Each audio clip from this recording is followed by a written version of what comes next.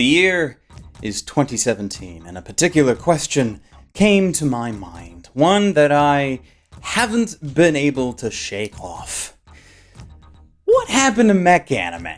2017, is it going to talk about world hunger, politics? Nah, fuck it, mech anime. I don't mean to say that the genre changed drastically, or that the shows themselves got worse, but I've noticed a severe lack of fully new mech anime in recent years. Let's look back real quickly and you'll see what I mean. Just looking at this year, what have we seen in mech anime so far? Bunch of Gundam and Eureka 7. Like this year, we've only had one really original mecha IP in Knights and Magic, and even that is about a mecha otaku, first and foremost. In 2016, there wasn't a single new mech IP on the market at all, just a bunch of Gundam with some Macross sprinkled in there for good measure with some other sequels. There's a lot of mecha nostalgia on display here, rather than building on what has come previously to bring about a new generation of mech anime. I'm not necessarily saying that this is wholly bad though, and I don't even have anything against things like Gundam and Macross. Like, I made a whole video a few months back explaining why people should get into Gundam. And I'd advertise Macross more if it was a franchise that was easy to get into in North America. But you can thank Harmony Gold for that. But as much as I like Gundam, I dislike the idea or the notion that a new mech anime has to be from those existing franchises in order to succeed. It's a shame that this idea has been reinforced a number of times over the past several years. Like, just think back and try to tell me what the biggest new mecha IP of the last several years was. Aldnoir 0. Want to know what other IP was from that year? Cross-Ange. When we are having a serious discussion about good mech anime from the last number of years, the fact that we have to go back to 2014 means that something is happening. This is of course saying that you think Aldnoir and Cross-Ange are even good. 2014 might not be far back enough. Now, they weren't the only new IPs, mind, but they were the ones with the most traction, and likely the ones most people watching this video will know without having to look up a list. I'm sure Heavy Object is good and all, but it doesn't have the same notoriety. That and IDO got stiffed with the Netflix treatment. Fun times. Ultimately, we just aren't getting new mech anime that haven't been dipped in nostalgia by being tied to an extremely popular franchise. And this could be due to a number of reasons.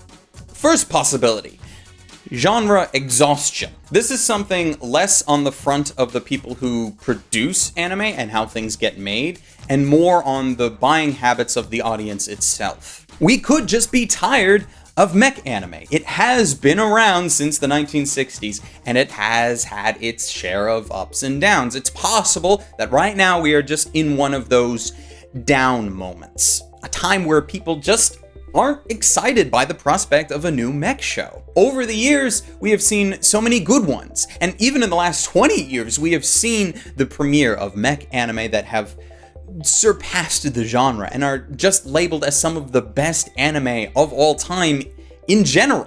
But the idea or inclusion of mecha alone does not entice people as it used to, and this happens with every genre. Like a few years ago, the idea of having an anime take place in another world was something that was big for quite a while, with the release of Sword Art Online, Log Horizon, showcasing digital worlds, and things like ReZero and Konosuba with more fantasy-esque worlds. Shows like this did exist in years prior, but something about them created an unprecedented spark in popularity that only occurred relatively recently. But after those plethora of shows with that premise over the last 4 years, it's been on the decline a bit. Like, I don't know how many people are still following that In Another World with My Smartphone anime, for example.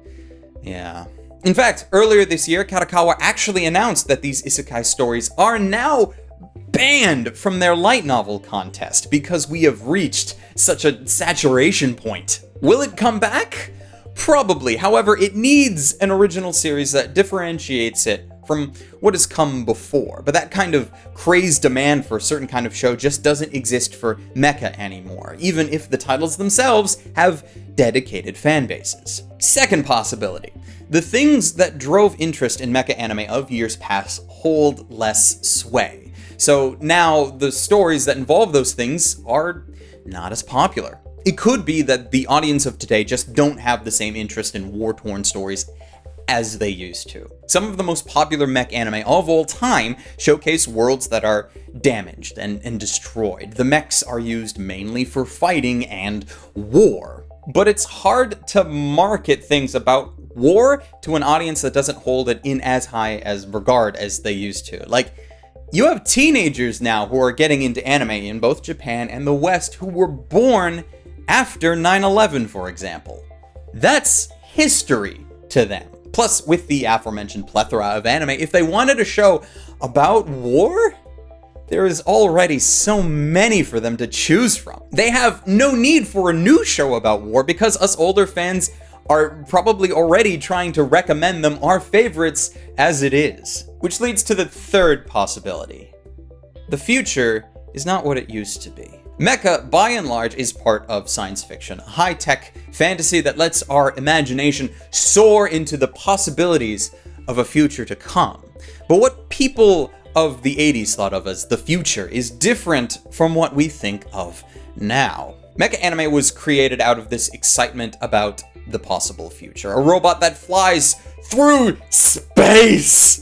Such an exciting thing for a child of the 80s, but with the technological leaps of the past few decades, such a fantasy doesn't seem so far off anymore. It's cliche to say, but I'm going to do it anyways because it's relevant, but we have technology now that we just hand to children. These are our smartphones. That's more powerful than what we sent humans to the moon with. But for some reason, culturally, we've stopped looking at the moon. The moon doesn't hold our interest anymore. Space doesn't hold as much sway as it once did. It's been 48 years since humanity put a man on the moon, and 48 years before that, we were still using biplanes to soar the skies. Could it just be that we just don't care anymore? Alright, I think I moved far enough off track with that tangent. While we can't ignore the effects that our society has on anime and vice versa, let's just dial it back a tad. It could be just that franchises hold a monopoly at the moment. A lot of mecha have roots in merchandising, for example, and if there's not big sponsors on that front, there might be little interest from investors who want to help produce new anime IPs. It could also be a continuing problem that started back in the 1990s, the so-called quality revolution, where fans of mech anime started to become far more interested in the actual production values of shows, more so than the story and characters. This was mentioned in a report commissioned by Japan's Agency for Cultural Affairs, and it got me thinking, if this so-called quality revolution has stopped fans from getting interested in mecha anime nowadays, because production houses outside of Sunrise haven't been willing or able to risk catching up on such a large scale. It takes a lot of money to make a high production mecha anime, and most other studios might not have the funding to produce one. But, you know, having a couple of down years for the genre is something that I wouldn't say is a bad thing. If the fan base is just burnt out, it's probably a good time to give them a break, but it's always a worrisome thing.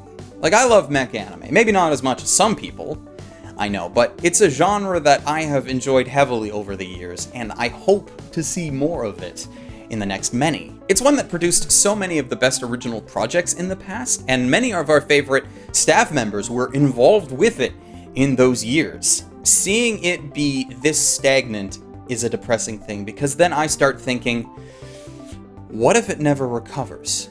Like, I could just be overthinking it as usual, though, but what I can hope for is for some mech anime in the future, not Gundam, Macross, or even Eureka 7.